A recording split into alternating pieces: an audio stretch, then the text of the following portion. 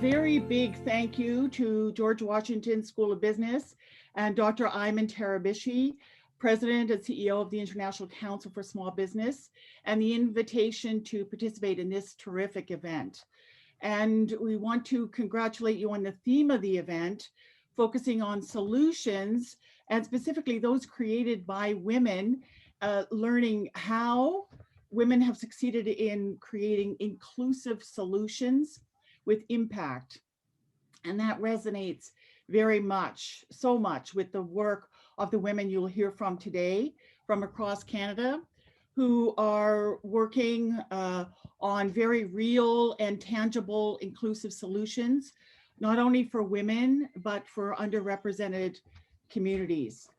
And this theme marries up so well with the work of CCSBE. And last fall, in our last conference, we had a special track on women, entrepreneurship, inclusion, diversity, and equity. And we received a very strong response, not only from researchers, but practitioners from across Canada, the US, and globally. So a little bit about CCSBE. Our purpose is to provide a forum for the exchange of ideas by people working in support of or for the development of small business and entrepreneurship across Canada. And we have our website there. Please check us out. Our fall conference is coming up in 2021. I'm actually going to close my slides now because Wendy's going to start her slides, but the speakers that you'll hear from today, I'll stop sharing, Wendy, include Wendy Souquier, and Wendy is the director of the Diversity Institute at Ryerson University, and she also is a professor of strategy and entrepreneurship at the Ted Rogers School of Management, and she's going to speak about the Women's Entrepreneurship Knowledge Hub, a very exciting initiative with hubs across Canada. Stephanie Day, who's the Director of Research and Partnerships at Ryerson, she's going to talk about the intersectional issues associated with an innovative, an inclusive entrepreneurial ecosystem, and how understanding those issues helps us better understand how we can create better programming for women entrepreneurs. Suzanne Gagnon, Associate Professor at the Asper School of Business, University of Manitoba, is going to talk about inclusive innovation ecosystems. And there's a lot of research here. Suzanne has had to crunch everything down. We realize that, Suzanne, but to sort of map out the work that's being undertaken in understanding inclusive innovation ecosystems and the complexity of them, and sort of getting at the how. And Tanya Saba at University of Montreal is going to talk about incubators and accelerators and look at the case of Quebec. So the voices that you'll hear from today are of many that are working in this area, and we're very excited to be able to share their work with you. So looking forward to hearing from Wendy. And Mary, can you just confirm you can see my screen? Yeah, it's perfect. It's beautiful. Perfect. Okay, well, I'm a professor. I usually talk in 3-hour blocks, so 12 minutes is challenging, but I'm going to try to set a bit of a context for the other speakers and talk a little bit about the Women Entrepreneurship Knowledge Hub, and then I'll hand it off to others. So the Women Entrepreneurship Knowledge Hub is part of, I think, a unique Made in Canada solution, which is a women entrepreneurship strategy. It's a $5 billion investment in doubling the number of women entrepreneurs in Canada by the year 2025. That was the plan, then COVID hit. And so now we have a much bigger challenge, which is frankly to save women entrepreneurs who are doubly hit by the impact of the pandemic. There are a few things that are really important about that we have found in our work. And I'm going to try to just hit the highlights. So women in Canada account for about 16% of majority-owned small, medium enterprises.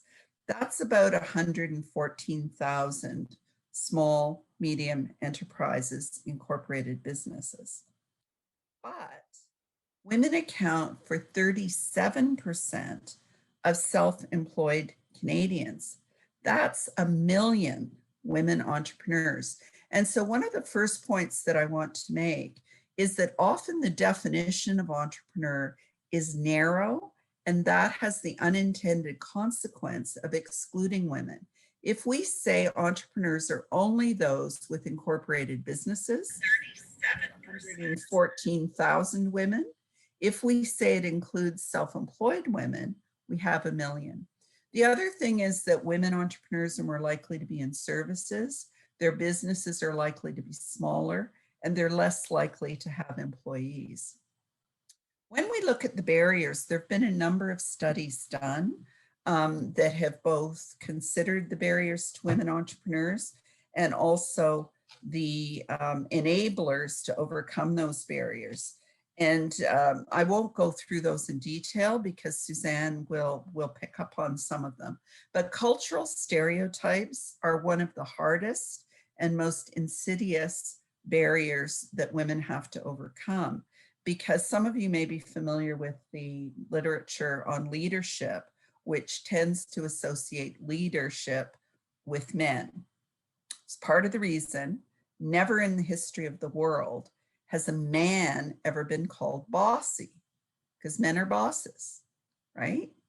Women who show the characteristics of leadership, who give people direction, who are assertive and confident, are often called bossy.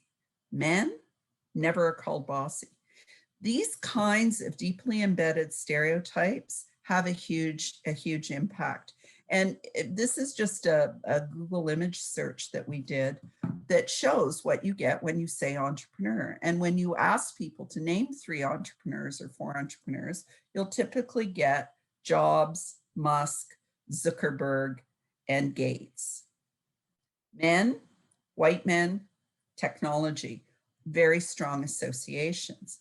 These narrow definitions of entrepreneurship pose huge barriers to women who are less likely to be in technology, more likely to be in services, less likely to be focused on growth, more likely to be focused on sustenance, less likely to be focused purely on for-profit goals, more likely to be focused on social impact as well.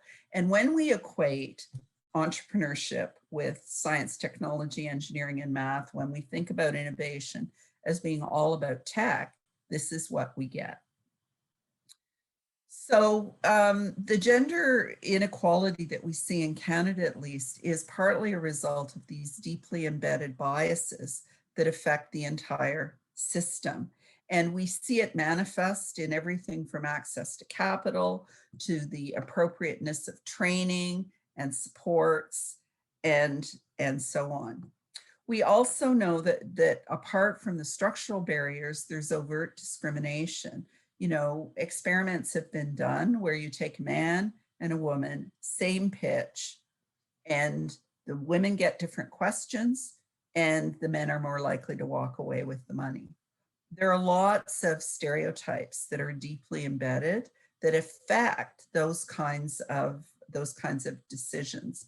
And at least for Canadian women, and I think it's true to a certain extent in the States, majority-owned businesses owned by men are 4 times as likely to get VC investments as organizations owned by women. Some of it's structural. Women are less likely to be in tech. They're less likely to be in some of the sectors that VCs tend to focus on.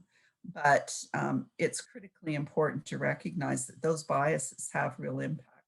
And one of the examples, for instance, was a company called SheerTech, which pitched to a bunch of male VCs, and they said, no business there.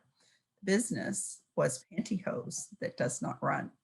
And so we see how gendered biases often lead to really bad decisions. And there's lots of data in both countries about access to financing. We also know that women often don't earn as much money as men. Often they have aspirations that are more about balancing their families and their business, or contributing to their community rather than just lining their pockets. And we see this especially with Indigenous women entrepreneurs, who are far more likely to be motivated by community good than by profits. We see the same thing, as Stephanie will perhaps allude to, when it comes to Black women. It's also interesting that when we start to level the playing field with technology, for example, using e-commerce and crowdfunding, women do far better than men. The gendered impacts of COVID have been devastating. The impacts of COVID have been devastating for SMEs and entrepreneurs generally, but women are far harder hit, partly because they're smaller, less well-resourced, and more likely to be in the sectors most affected by the pandemic. And we've seen and documented this across the board, and I know Tanya will speak more about this afterwards. The changes in revenue most likely to affect women as opposed to men. And those structural differences I mentioned are partly what come into play. And as a result, more women-led businesses have been closed down than those led by men. At this point, I will stop sharing my screen and hand control over to my colleague, Stephanie Day. Thank you very much. Thank you so much, Wendy, and good afternoon, everyone. Wendy, thank you so much for that overview. I'm just sharing my screen here, hoping I can present. Fantastic.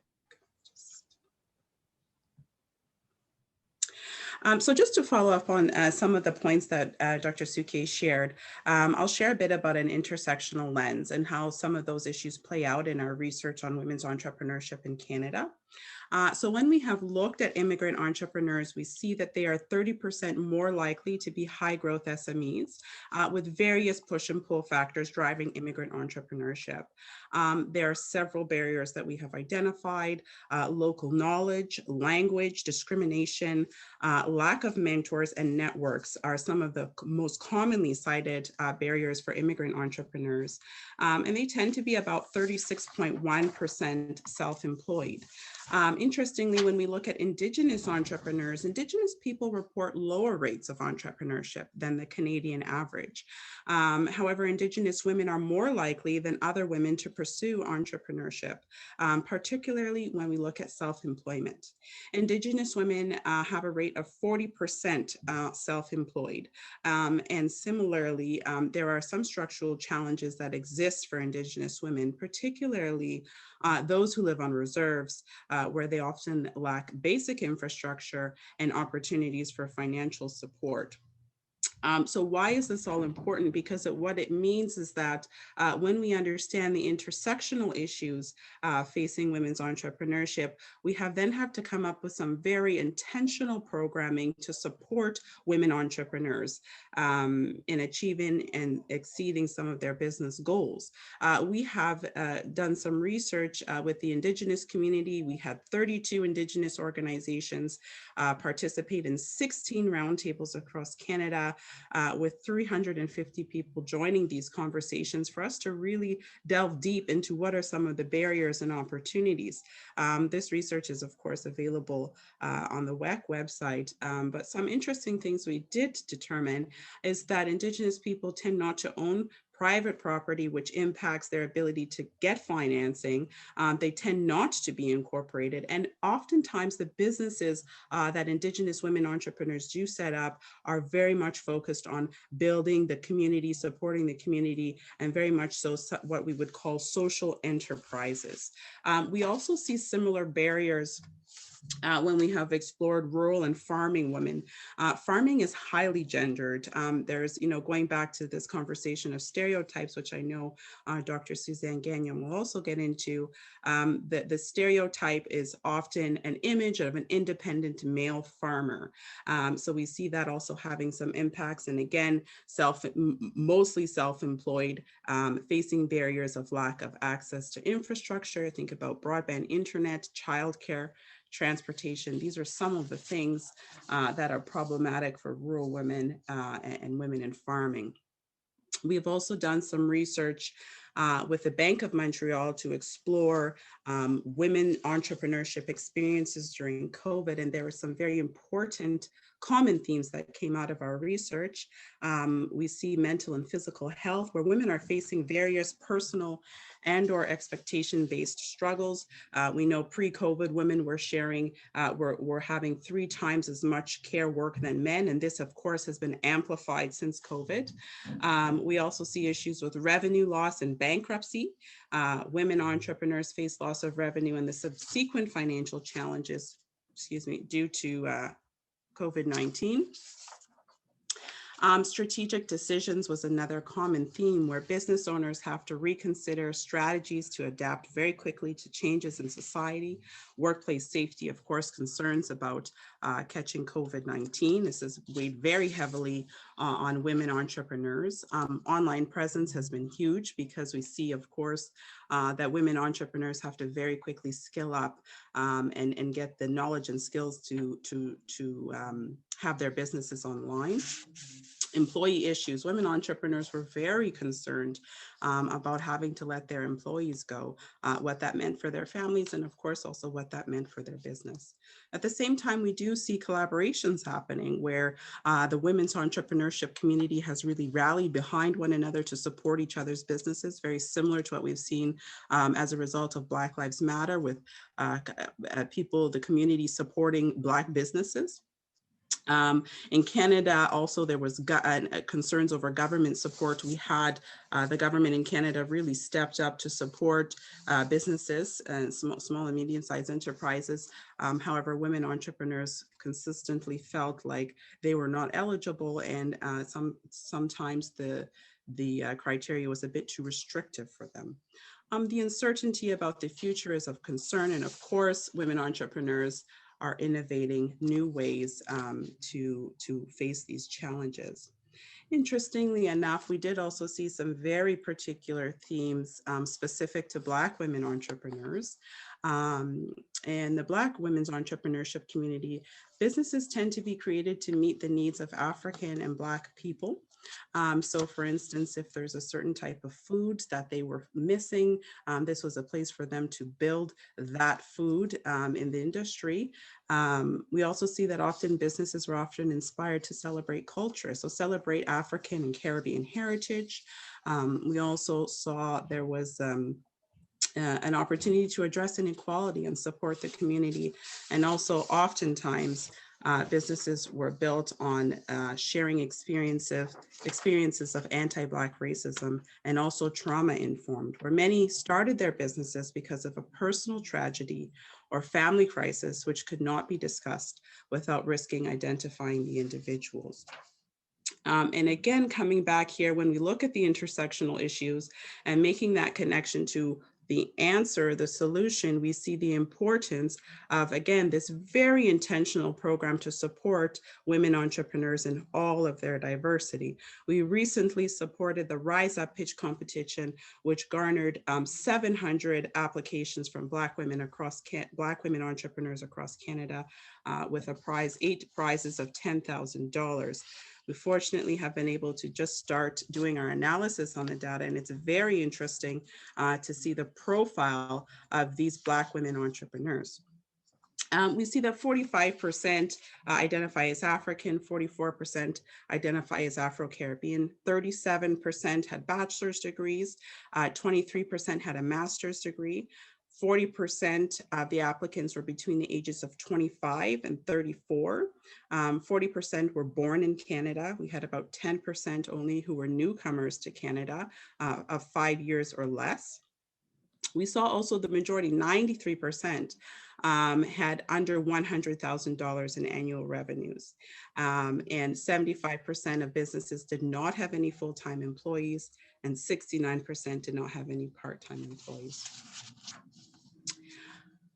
So the motivations and the barriers. So 78% said that they faced barriers in accessing finance. Again, very consistent with some of the research that we know and that we have also shared. 68% saying that access to equity or capital was a barrier. And 70% indicated that increased flexibility was a motivation to start their business. And it's very interesting to understand why different women entrepreneurs are thinking about entrepreneurship as a career pathway. We've also been doing some work on incorporation. And we know in Canada, especially, that there's not so much information, especially in the women's entrepreneurship community, on why they should incorporate. So we've been doing a bit more sharing of information on the benefits of incorporating the business as well. All in all, to say, our research into intersectional issues has been very important in informing future programming, targeted programming to support diverse women's entrepreneurship in Canada. With that, I will hand over to Dr. Suzanne Gagnon.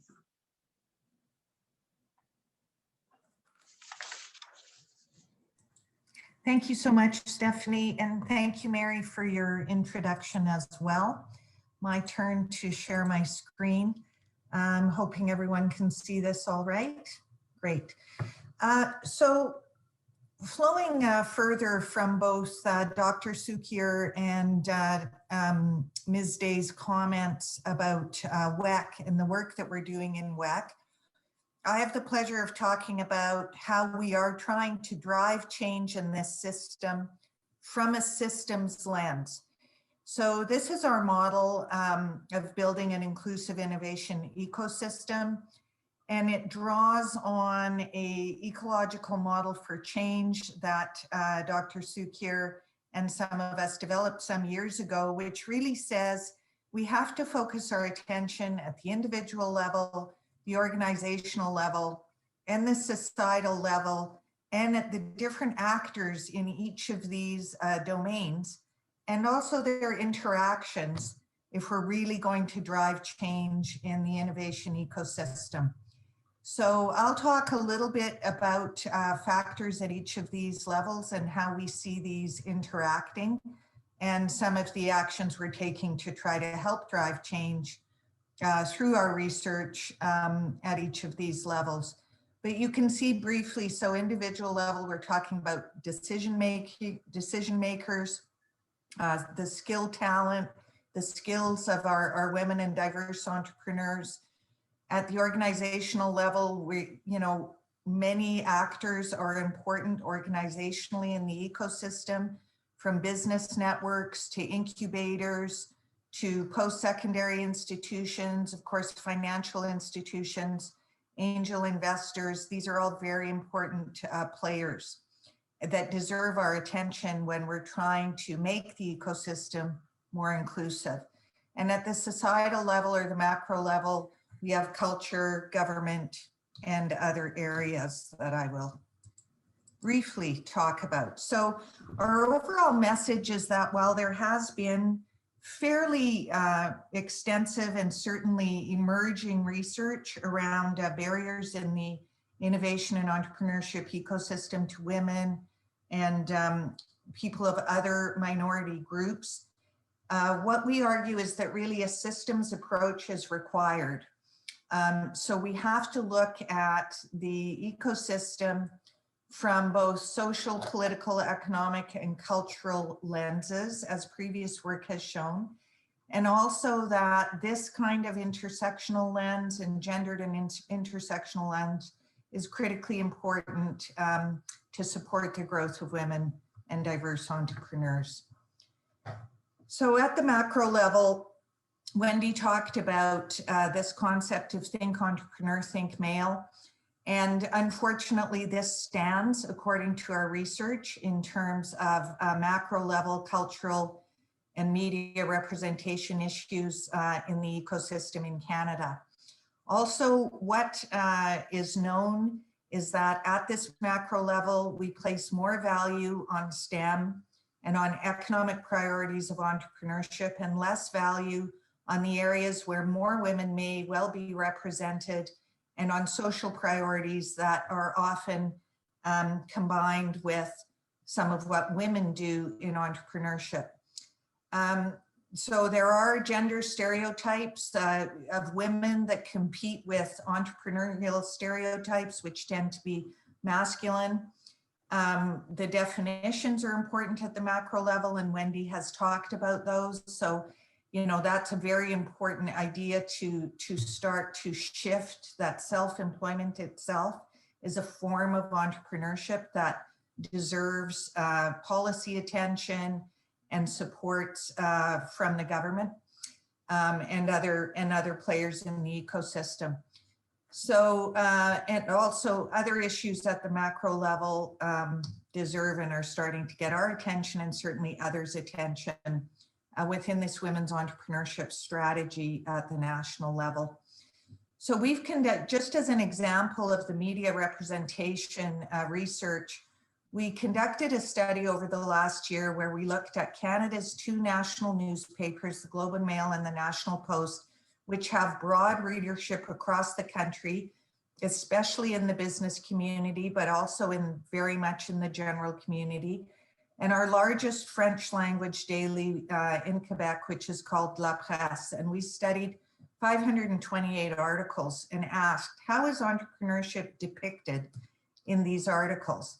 What is the balance of coverage of women versus men? And when women are discussed, how are they discussed? And this emerging theme of women not necessarily being discussed on their own terms, but as not men, became important. So this also harkens back to the think leader, think male research, where a discourse has crept into our language about women playing roles where they're in a minority, and we call them women doctors and women lawyers and female managers, instead of just managers, doctors, and now, of course, entrepreneurs. So briefly, I'll tell you a couple of our emerging themes. So the language of deficit adhering to women in entrepreneurship was coming through. So here the articles tended to speak about what women lack instead of what they bring. So they lack risk-taking, they lack confidence. This is a subtle yet potentially insidious discourse that we need to shift and change if we're going to encourage young women to go into entrepreneurship. It's akin to the women don't ask discourse in negotiations and pay rises. Oh, women don't get higher pay because they don't ask. So this is a severely limited way of understanding the problem of women not getting higher pay. And we argue that it's also a severely limited way of understanding the problem of barriers to women's equality in the innovation ecosystem. We also found gendered characteristics of entrepreneurs. So this idea of being bold was always attached to male actors in the stories, or much more often attached to male actors.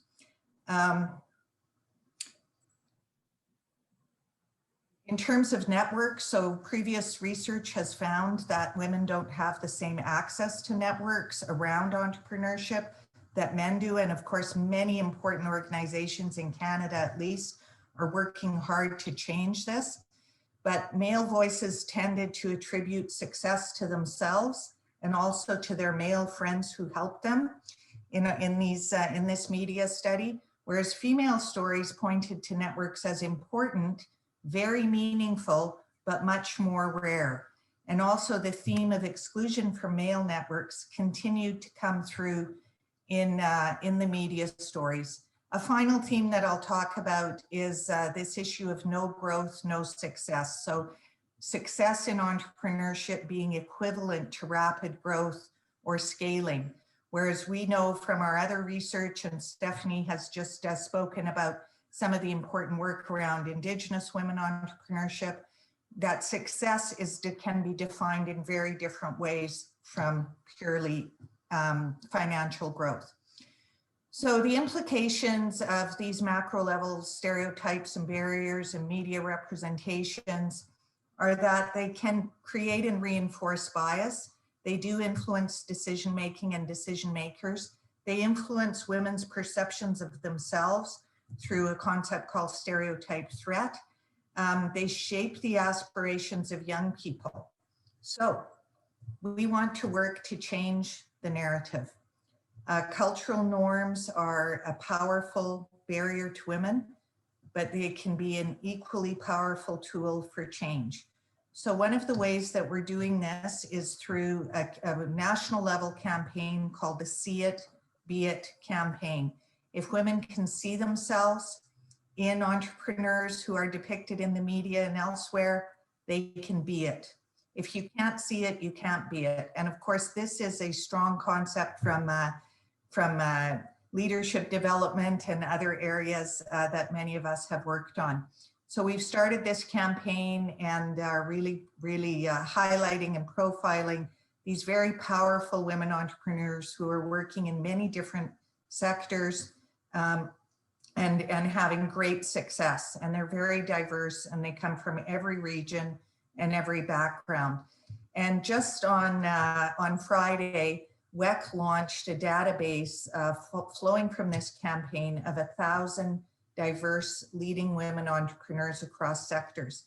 Included within this are 250 Indigenous women entrepreneurs and huge diversity in terms of newcomers, in terms of Black women, in terms of Francophone women, and people from the North and all areas of the country. So this is a database that's available for policymakers and others to take a look at and to learn more about these women and their stories. Also for educators, we see it as important. So I want to talk relatively briefly about a few other initiatives that we're taking at the different levels of the ecosystem in terms of really addressing organizational level issues. So the middle part of our map. The Diversity Institute under Wendy's leadership has developed a diversity assessment tool that we're using with many different kinds of organizations to really track how inclusive or exclusionary their practices are within their organizations. So the focus here is not on compliance, it's on continuous improvement, which previous research around this area has shown does on balance have a better chance of success. And whoops, I'm sorry, I think no, maybe not. Okay, sorry about that. So we really want to, through the diversity assessment tool, just speaking for another moment to the last slide, we're looking at 6 major practice areas and telling and encouraging organizations to look at their level of diversity, but also inclusive practices, or on the other hand, bias and discrimination that may creep in at different points of the supply chain and the value creation chain in their organizations. We also have this model building the incubation and acceleration pipeline. And Dr. Saba, who's speaking after me, will be talking more about these kinds of organizations, especially in Quebec. But one of the key findings here is that through this entrepreneurship timeline, this type of model, which many of you may be familiar with, for women and diverse entrepreneurs, what we require is many more small local incubators. Instead of focusing our attention on a few large STEM-related incubators, we need to really foster and nurture many small local incubators. And there's many other things to say about this model. Here's the slide I was looking for in the diversity assessment tool. So this includes practices in governance, in values, in recruitment, in measurement and tracking, looking all across the value chain, and also growing the pool in general of diverse employees and leaders and entrepreneurs coming in to the organization. So we have started to work with a number of different organizations using that tool, and have found that if they build inclusion into every level of their systems, they're much more likely to also foster inclusive entrepreneurship in terms of who they serve and who they educate. So this is another model showing diversity and inclusion across the value chain. In procurement, so in Canada, and perhaps not unlike many other countries, the government remains a very important purchaser of services, and government procurement is critical to look at across the value chain. And if we can look at it with a gender and diversity lens, we can also improve entrepreneurs' chances of doing business with the government and becoming suppliers. At the micro level, many things to say as well. I don't have time to talk about this in detail, but these systemic issues do include the micro level. We do have to focus training and development and on individual women and individual minority entrepreneurs and aspiring entrepreneurs to tackle conscious and unconscious bias, also within the financial system, within decision makers. These things remain important. Finding strength in the collective is something we've been able to foster through WEC because we have a multiplayer network across the country. And this is a sharing platform that's been developed for women entrepreneurs to use to ask and receive services and support. So my final slide, we have summarized many ways forward in terms of inclusive innovation in Canada. And this summarizes really some main elements that we're working on and that we think are the most important going forward. As Stephanie just spoke quite a lot about the impact of COVID, it is critically important, and it's kind of bringing into sharp relief some of the inequities in the system, including around childcare and flexible work. So those remain extremely important going forward. Thank you so much, and I'll turn it over to Tanya. Well, thank you very much, Suzanne, and I will be sharing my slides. Here you go. Thank you. Can you tell me if all is good? Yes, okay, thank you. I think, Mary, 10 minutes, would that be okay? Yes, yes, Okay. we have time. We have time, Tanya. We have time, okay. Yeah. So, well, I'm very happy to be here and share some findings that are based on research done within the Women Entrepreneurship Knowledge Hub initiative. And again, being part of this nice event. And Mary asked me a very specific question that she wanted me to answer based on findings from Quebec, which is setting up special programs for women entrepreneurs in incubators or accelerators enough? So what else is needed? And I'm very happy to try to answer this, I think, very nice questions based on some results that are drawn from surveys that were very recently conducted in Quebec. So to answer the question, I thought, okay, what do we need to examine before answering directly the question and nuancing the answer to the question? So first, let's look at the survival capacity of women entrepreneurs after the pandemic, and also their confidence in the future, and whether incubators, accelerators will get them there. What are their needs, and how would they adapt their businesses and their skills? How to overcome some financing barriers. We know that women were hit harder by the pandemic, so they have more needs. However, they also share some needs like men. And also how to examine the influence of some background characteristics that hinder their capacities to survive the crisis. As Stephanie was saying, we can see that there are many differences between women entrepreneurs and women entrepreneurs from different backgrounds as well.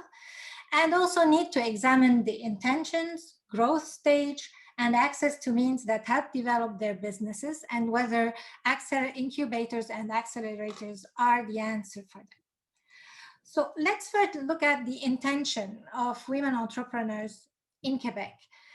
The Fondation de l'Entrepreneurship does every year an index where they examine the intentions of women entrepreneurs. And as we can see that over the years, women's intention are growing, whereas men's intention are more stagnating and even a bit lower in 2019. However, if we look at the 2019 data, what we can see is that women Canadian born, and if we look at women immigrants, they have double the intent of women Canadian born to start their businesses and with entrepreneurship intentions.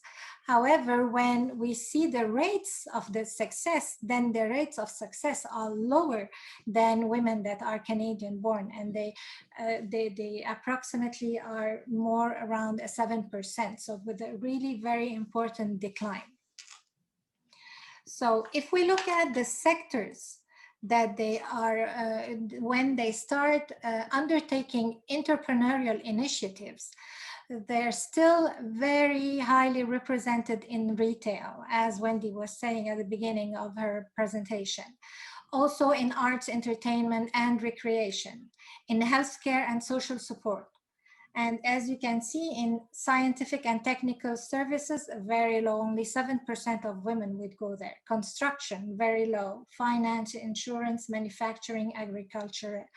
And they are the same in accommodation and food services. So we are pretty much looking at the same. It's not much evolving in terms of the sectors that are being invested by women entrepreneurs. If we look at their the field of study of their training background and the fields that they want to invest as entrepreneurs, the same, look at applied science and technology. Even younger women, the only 8% would go between the bracket age of 18 to 34, where 33% of men in their field study would go and would favor going into science and technology. When they're in management, almost the same. But look at even men in science and technology, even 50 to 64, 23% of them would go into science and technology. And again, much lower when we look at women. They are more represented. Management for them is the same, so no major differences between men and women. However, if you look at arts, literature, and languages, humanities, and social science, women are in higher rates. They would actually start or decide to go into entrepreneurship in these fields.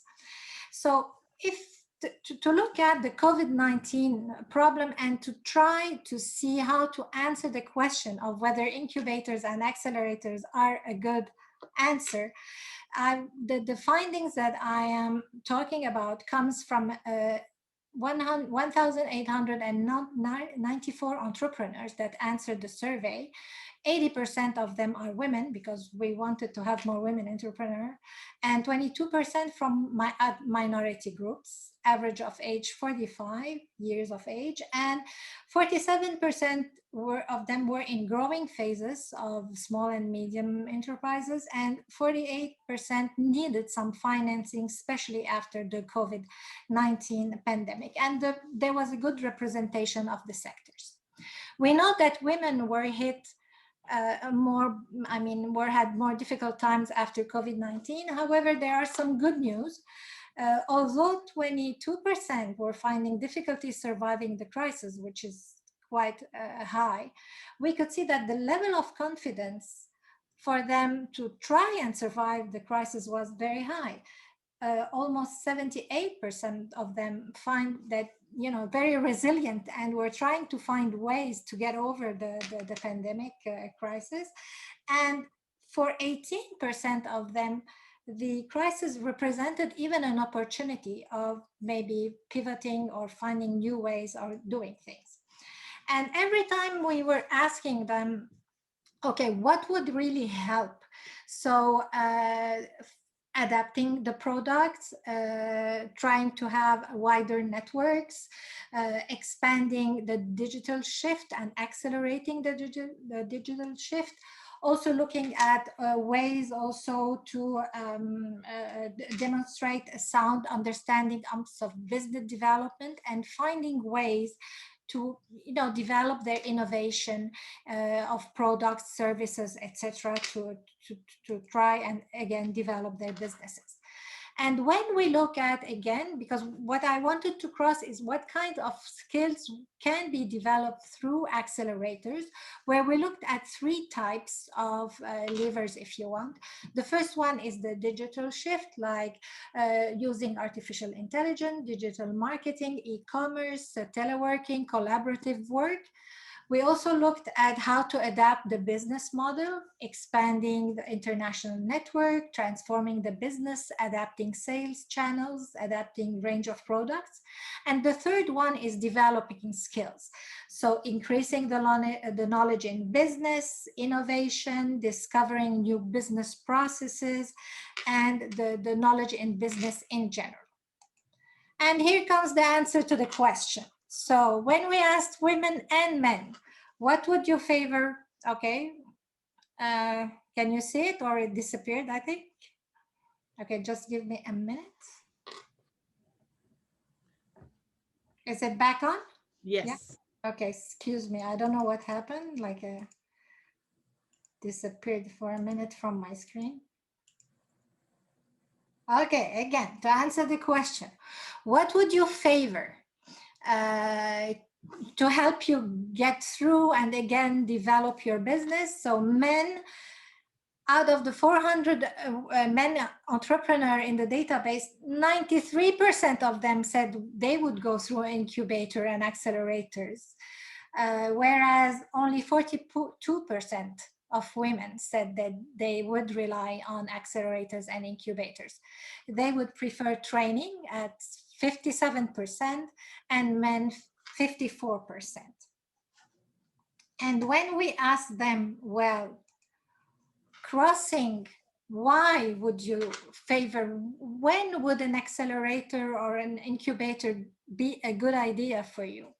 So both men and women said they showed equal interest in incubators to pivot and adapt their business model. So it was a good thing. However, what we need to stress out is that the needs for women is even greater than the needs of men. New skills to adapt, they would resort to incubators. Digital shift. When they perceive financial barriers, they thought that incubators would help. And when they are in a better financial situation, they think incubators would help. So I have put in maybe a slight, the pink ones, I think would show also some systemic barriers. So this would actually, since we know that women would use more of their own money to go into businesses, and if financial situation would be one of the criteria to go to incubators, there would be here a difference between men and women.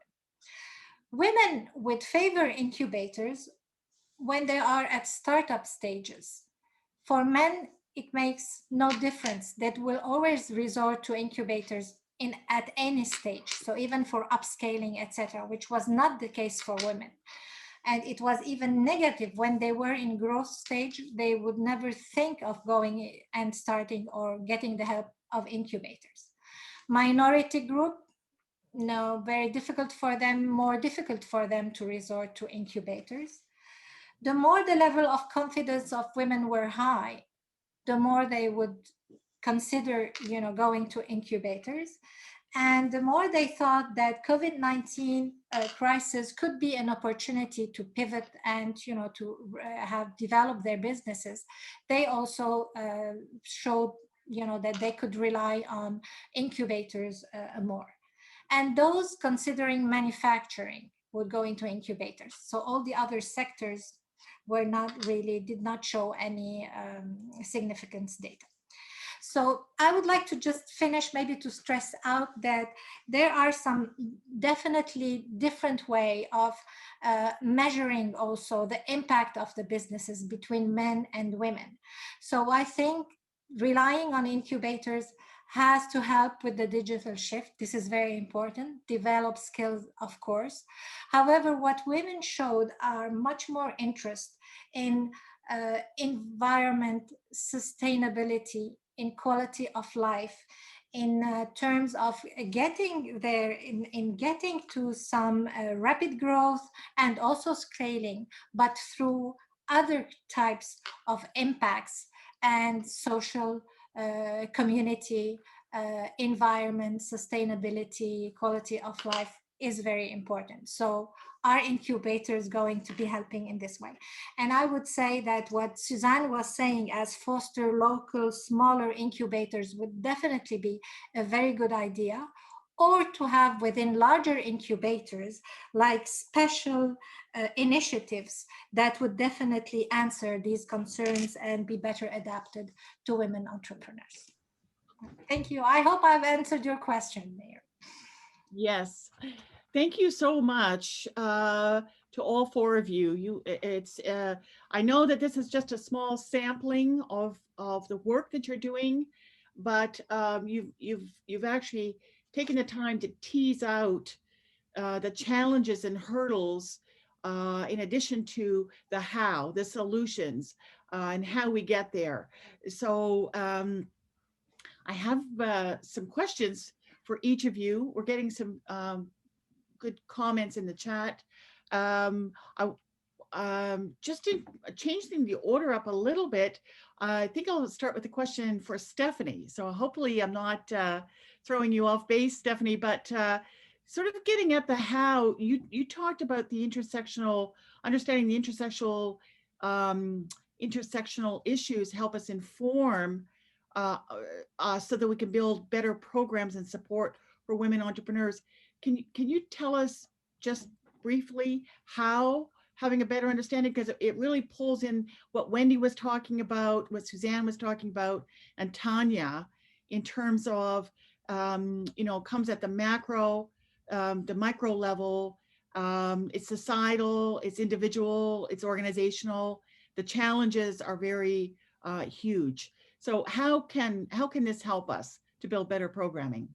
For sure. Thank you so much for that question, Mary. So I spoke briefly about the Rise Up pitch competition. I spoke about some of the work we've done with the Indigenous community. And in both cases, we have been very careful to curate experiences very unique to those particular groups. So in the Indigenous roundtables, we made sure to do some very serious consultations, make sure we have the right stakeholders in the room. So first, we're creating an atmosphere where we're engaging the Indigenous community. They feel comfortable, they feel safe to come and honestly share about some of the barriers they're facing. And it's when we have those exchanges that we're able to build recommendations and find solutions that actually meet some of the barriers and help us to overcome some of the barriers that they're facing. Similarly, with the Rise Up pitch competition that was focused on supporting Black women entrepreneurs across Canada. For that particular program, we engaged with the Black business community across Canada, all the pitch coaches, all the judges, everybody involved generally on a majority was from the Black business community. We had leaders across Canada who really identified with the issues that we were facing, and that's what made it so useful. We received so much positive feedback from Black women entrepreneurs who said, wow, I actually feel like this was designed for me. Like, this is a program that really spoke to me. And I think that's why we were so successful in getting so many Black women entrepreneurs apply, because they said, look, this is for me, like, I'm in, Yeah, such an excellent example. So much engagement. Question for Wendy. Wendy, you talked about, you gave great examples of so many hurdles in terms of societal hurdles that are embedded in all of us, essentially. But what would you say are the key hurdles that we need to overcome to support inclusive practices? Or another way, what would you say is most needed to help us see this reflected in policies and practices across the board? Good question. Good question, Mary. It's always hard to pick one thing. I would say being more aware of bias and how bias affects our individual action, how bias is embedded in our organizational practices and policies. So, excuse me, being self-aware, I think, and just seeing differently is critically important. In terms of the single thing that there are kind of two things that make a difference in shaping behavior. One are, there are carrots and there are sticks. And so, if government and large employers put their money where their mouth is and really invest in procurement that has a gender and diversity lens, that spend their money on, gives shelf space. Starbucks, for example, is committed to giving shelf space to diverse entrepreneurs. Like, that's incredibly powerful in terms of driving change. And so is legislation. I really think so there's some innovative legislative frameworks that, countries are developing on everything from leadership, like California's law that doesn't set quotas, but outlaws corporate zeros. So you can't have no women on your board, I think is really innovative and interesting. And, we're big proponents of the 50-30 challenge in Canada, which is a voluntary code, but it signals commitments to gender parity and increased diversity. And I think that those sorts of initiatives will help reinforce the business case. And frankly, nothing shapes corporate behavior faster than money they can chase. And so I think those things are important. Thanks. Thank you, Wendy. And going over to Suzanne on the other side of the country in Manitoba, all of the work that you and others are doing, how do we know that it's making a difference? Have we seen sort of women-friendly, inclusive policies and practices emerge over the last 2 to 3 years? Is there any kind of summary? You can give us examples. Okay. I can try, and I may turn back to Wendy for this. I think we will see policy change in the coming year or two. I think, the Women Entrepreneurship Strategy, which is a strategy of the federal government, and they've invested quite a lot of money in this, even to the organizations who work directly with women entrepreneurs, to us who do research, to many other actors in the system. That shows an intent and a dedication to that kind of policy change that we need. And I'm giving a fairly general answer to your question. I think in some areas that we know deeply affect women, we have not seen the policy change we need yet. For example, around supporting childcare, or, Stephanie talked about care work in general. It's still a major barrier to women and to their success in entrepreneurship and leadership in other areas. So that's something that, even though Canada has not a bad legislative system, it's not strong enough yet. And there, I think on the plus side, we have seen more efforts around skills development for women and diverse Canadians, and upskilling and supporting, for example, through those Ask, Answer, Share platforms. They're sometimes called other things, but those are really important initiatives that I think have brought change. And Wendy, I don't know if you want to say anything else at the policy level or otherwise. Yeah, that's the general picture. So fingers crossed, if you talk to us in 2 years, I'll be able to give a more specific and detailed answer about changes that have been implemented due to this work, and really the fact that we're understanding this problem in a lot more detail than we used to. And thank you so much, Suzanne. We're at time. Tanya, you answered my question and more. I know you've got so much work, all the case studies coming out of your work in Quebec. Thank you, Wendy, Stephanie, Suzanne, Tanya. for such a great session. And thank you to the George Washington School of Business and ICSB. We're very excited to be part of your conference on International Women's Day. Thank you. Thank you from Canada.